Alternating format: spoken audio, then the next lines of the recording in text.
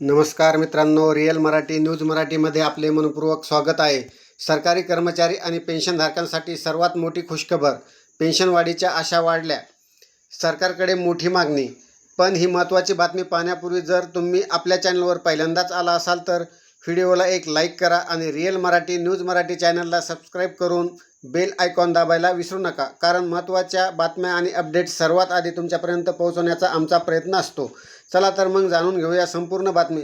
मित्रांनो, EPS 95 म्हणजेच कर्मचारी पेन्शन योजना 1995 अंतर्गत येणाऱ्या पेन्शनधारकांच्या पेन्शनवाढीचा प्रश्न गेल्या अनेक वर्षापासून चर्चेत आहे। या प्रश्नासाठी राष्ट्रीय संघर्ष समिती म्हणजेच NSC आणि संबंधित पेन्शनधारकाकडून सातत्याने आंदोलन आणि पाठपुरावा केला जात आहे। दिलेल्या माहितीनुसार 5 ऑगस्ट रोजी दिल्लीतील जंतर मंतर येथे पेन्शनधारकांच्या मागण्यासाठी आंदोलन करण्यात आले। या आंदोलनानंतर खासदारांच्या माध्यमातून हा विषय केंद्र सरकारमधील वरिष्ठ नेत्यापर्यंत पोहोचवण्याचा प्रयत्न करण्यात आला। यानंतर 6 ऑगस्ट रोजी खासदार डॉक्टर अनिल बोंडे यांनी गृहमंत्री अमित शाह यांची भेट घेतल्याचे सांगितले जात आहे। या भेटीत EPS 95 पेन्शनधारकांची आर्थिक परिस्थिती आणि पेन्शनवाढीचा प्रश्न मांडण्यात आल्याची माहिती दिली जात आहे।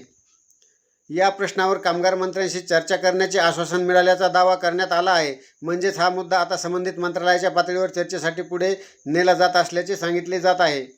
त्यानंतर 10 ऑगस्ट रोजी खासदार आप्पासाहेब वारणे यांनी पंतप्रधान नरेंद्र मोदी यांची भेट घेतल्याची माहिती देण्यात आली आहे। या भेटीदरम्यान EPS 95 पेन्शनधारकाचा प्रश्न पंतप्रधानांसमोर मांडण्यात आल्याचे सांगितले जात आहे। या घडामोडीमुळे पेन्शनधारकांमध्ये पुन्हा एकदा आशेचे वातावरण निर्माण झाले आहे। पण इथे एक अत्यंत महत्त्वाची गोष्ट लक्षात घेणे गरजेचे आहे।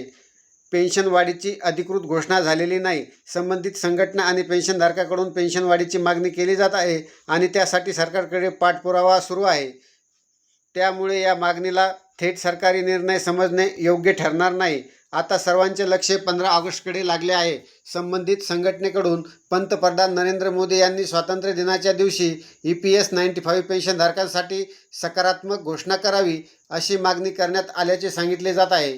मात्र 15 ऑगस्टला नक्की पेन्शनवाढीची घोषणा होईल असे सध्या निश्चितपणे सांगता येणार नाही। अंतिम निर्णयासाठी केंद्र सरकारकडून अधिकृत आदेश किंवा घोषणा होणे आवश्यक आहे। मित्रांनो, पेन्शनधारकाचा हा प्रश्न केवळ पेन्शनच्या रकमेशी संबंधित नसून वृद्धापकाळात आर्थिक सुरक्षितता आणि सन्मानाने जगण्याशी संबंधित आहे। त्यामुळे या विषयाकडे लाखो पेन्शनधारक आणि त्यांचे कुटुंबीय लक्ष ठेवून आहेत। त्यामुळे आता पुढील काही दिवस महत्त्वाचे ठरणार आहेत। सरकारकडून प्रत्यक्ष निर्णय किंवा अधिकृत घोषणा झाल्यास त्याची माहिती समोर येईल। तर मित्रांनो, EPS 95 पेन्शनमध्ये वाढ व्हावी का आणि 15 ऑगस्टला सरकारने याबाबत घोषणा करावी का? तुमचं मत कमेंटमध्ये नक्की सांगा।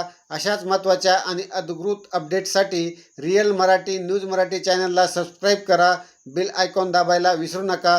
पुन्हा भेटूया एक नवीन आणि महत्त्वाच्या अपडेटसह। धन्यवाद।